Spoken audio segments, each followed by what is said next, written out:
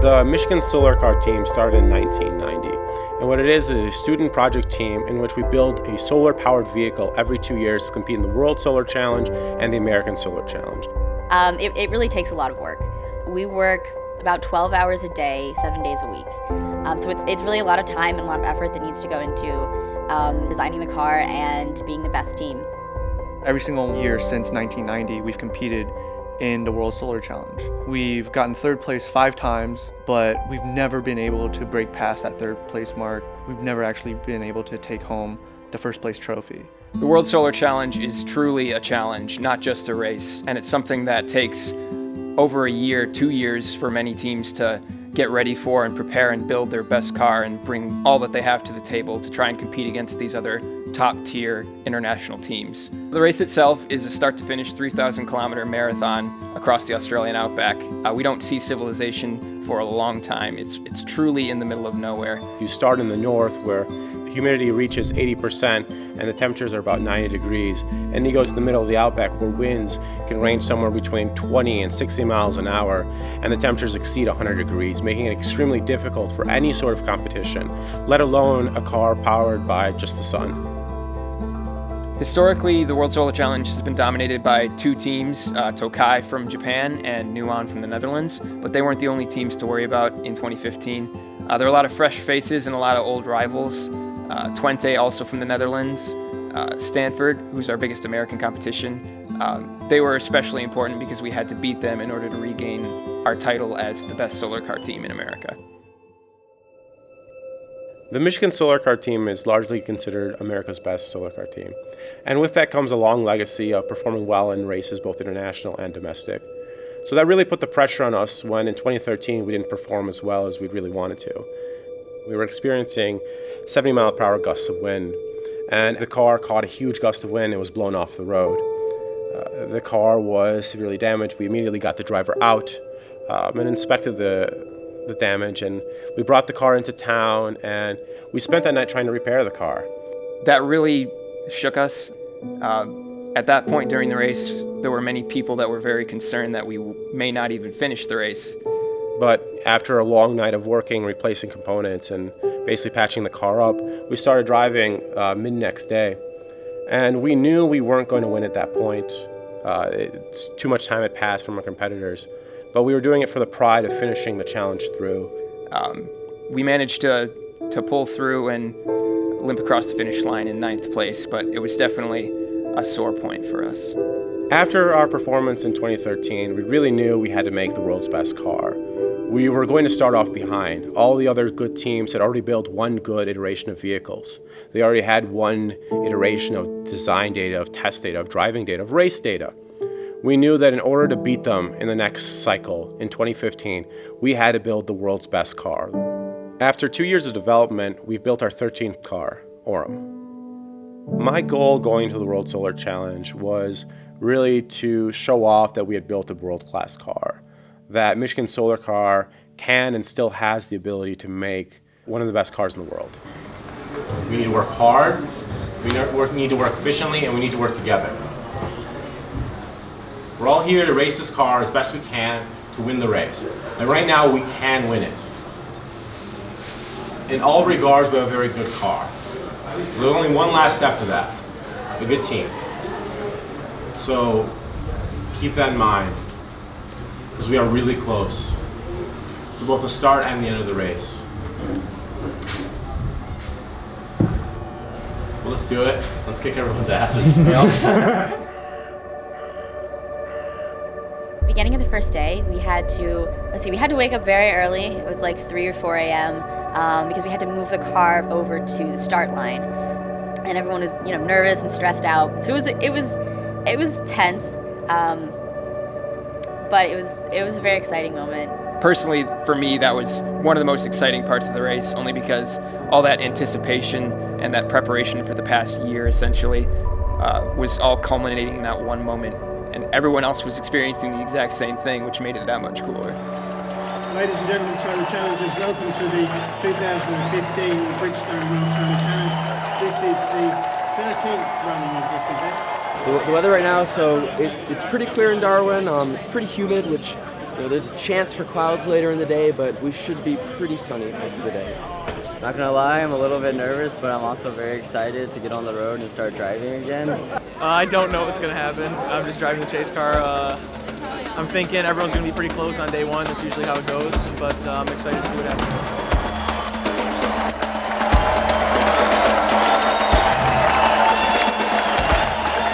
So we started 4th off the start line. We didn't have any problems coming out of the city. Everything was pretty okay. And then right when we got out of like the city limits, we saw there was a brush fire on the side of the road. It was pretty big, and it was really a wake-up call from being in a city to like, wow, this is the outback. This is where we're going to be for the next 5 days. It was really a look at how inhospitable the conditions are. Quickly overtook the teams ahead of us to take first place, which was extremely exciting as our team had never done that so quickly. It was also very nerve-wracking because we had to fend off the teams that were hot on our heels for the entire first day. So we just drove from Darwin at the start line to the first control point in Catherine, where we take 30 minutes to charge the car a bit, let everyone take a bathroom break and take a little rest. For 30 minutes before we continue on to the next control point. Tokai, of course, came behind us, Twente is here, and Nuon just came in. Control stops are fixed points along the race route, of which there are 9, where race officials keep track of our official time, as well as a 30-minute opportunity for us to get out and charge the car, which is extremely important. Well, there's not a lot of energy for us. We have the 6 square meters of the silicon panels, which don't generate too much power, at least compared to what a typical road car uses. So every bit of energy matters and every second counts, because whatever we can get, we'll take. So the way solar panels work is they lose power on a cosine function. So the bigger the angle away from the sun is, the more power they lose, and it rapidly changes. So the quicker we can get the array up and pointed, the faster we can get the maximum amount of energy that we need to race the next day. Everything pretty much went as planned, and we ended the day in first. It was really a great morale boost for our team. Everyone was a little, apprehensive of the future, but we think we were in a good place, and we were very excited to see where the rest of the race was going to go. Us and the other top 2 teams, Nuon and Twente, are all camped within about half a kilometer of each other, so it should be an exciting race to the finish line.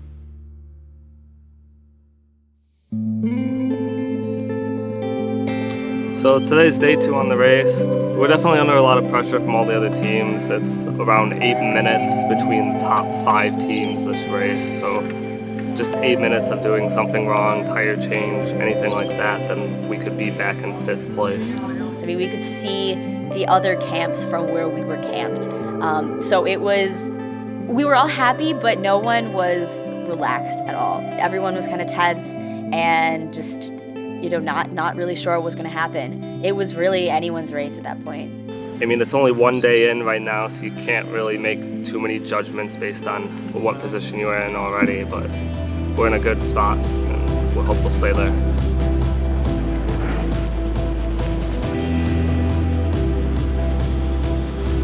Within the first 30 minutes, Nuon, Tokai, and Twente passed us, which was a little disheartening to our team, as we would hear that someone was asking to pass from behind us in the chase car. It was just like it would get silent. And everyone would kind of look at me and be like, we can't speed up, we can't go any faster, and it's like, no, they have to. You feel something when other teams pass you, but at the same time, we're trying to run our race. We're pretty confident that we can still take this thing, and it's really close, and a lot can happen in 2 more days of racing. So we're feeling pretty good. It's looking pretty good so far.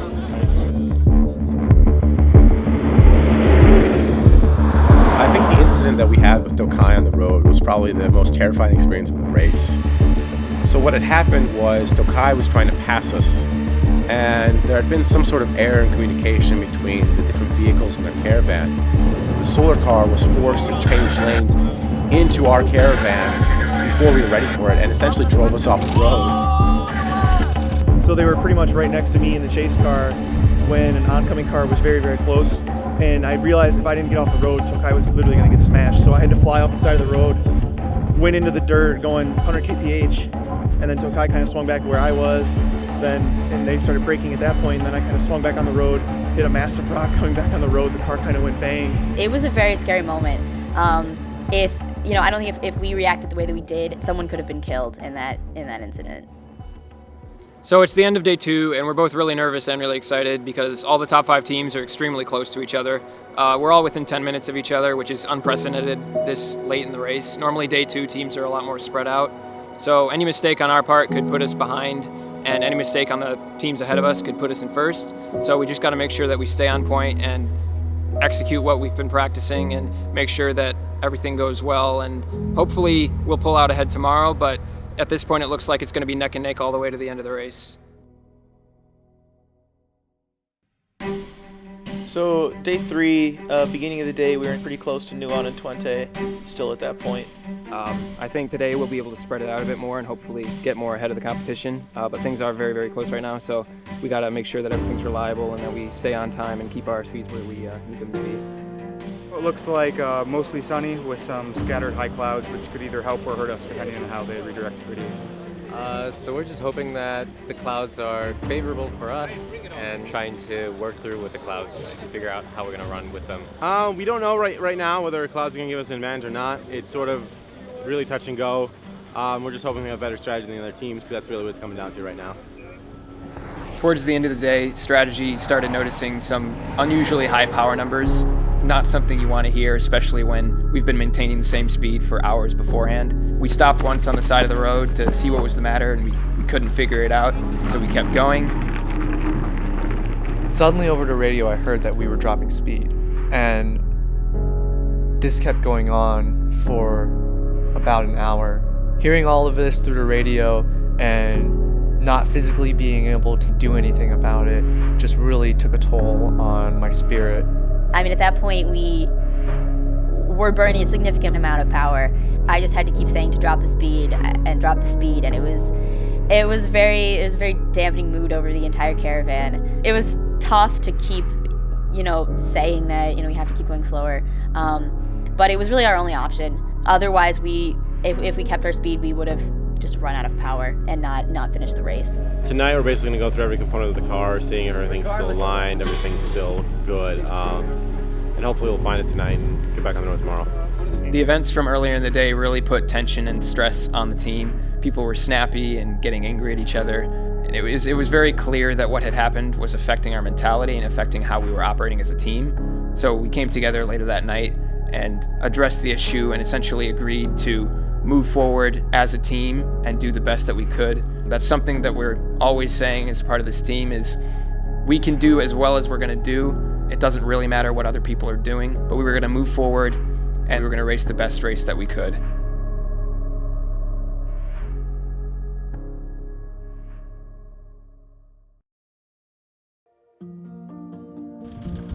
So we looked through the car and we realized it was one of the rear fenders. It had broken loose. So we spent the night reinforcing it, sifting it up, getting it good to go. This morning power numbers were good, so we should be back on track to continue our speed like we were before. Everyone was feeling a little better than they had the night before. We had found the issue that night and fixed it for the morning. We got a very good charge. We were in a very good location and got a lot of power that morning. But we were still pretty far behind. We knew we could not mess up, but we also knew that we weren't going to win unless Nuon or Twente messed up pretty badly. So at this point, it was just a fight for third place. Someone tell these to roll up. Copy, SSV 96. So today we're heading into Cooper PD, where in 2013 we crashed and got taken out of the race due to high winds. And today we're also expecting some pretty extreme winds, so we don't know what's going to happen yet, but we're hoping for the best. As we got closer to Cooper PD, that fear from what had happened in 2013 started coming back. Wind speeds and the conditions overall were very similar to what had happened back then. So that nervousness came back to us about whether or not we would be able to control the car and whether or not we could prevent making the same mistake again. Tokai was right behind us, down the road, on our tail. This was the last stretch of the race, but I was confident that our driver was prepared and that everything would go smoothly. It was a very inspiring moment, a very proud moment for me. Our driver and our team executed almost effortlessly. We got in, we got out, we did what we needed to do, and we managed to maintain our lead ahead of Tokai. And we really came out of Cooper PD putting ourselves in the best position that we could to finish the race strong. So near the end of day 4, when we pulled into the last control point on the race, we were expecting Tokai to be kind of close. We weren't sure exactly how close. And it wasn't till, I want to say, 20 minutes closer to the end of the control point when Tokai finally pulled in.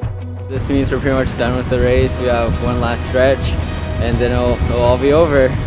We're going strong now, and hopefully it keeps like that until the very end. Things were looking up at the end of day 4. Spirits were high. We were ahead of Tokai, which felt amazing.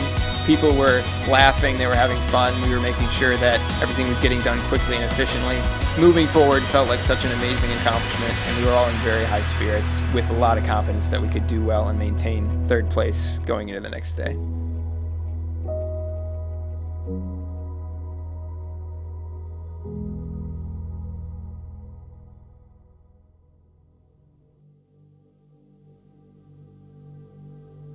On the morning of the last day, I was actually pretty nervous.